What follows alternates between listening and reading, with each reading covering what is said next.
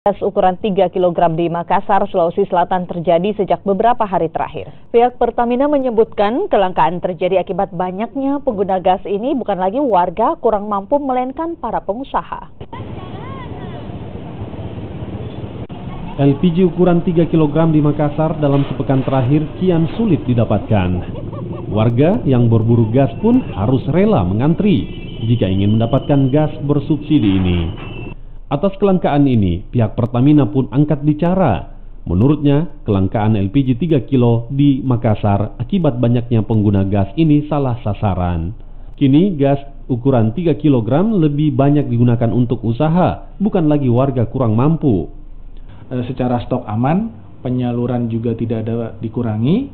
Kami menghimbau, sekali lagi kami selalu menghimbau bahwa agar masyarakat yang seharusnya tidak menggunakan LPG bersubsidi yang 3 kilo ini agar kembali menggunakan LPG non subsidi, karena kalau apabila terus digunakan oleh masyarakat mampu yang seharusnya tidak menggunakan LPG bersubsidi, maka kuota ini akan tergerus juga oleh mereka yang seharusnya tidak menggunakan LPG bersubsidi.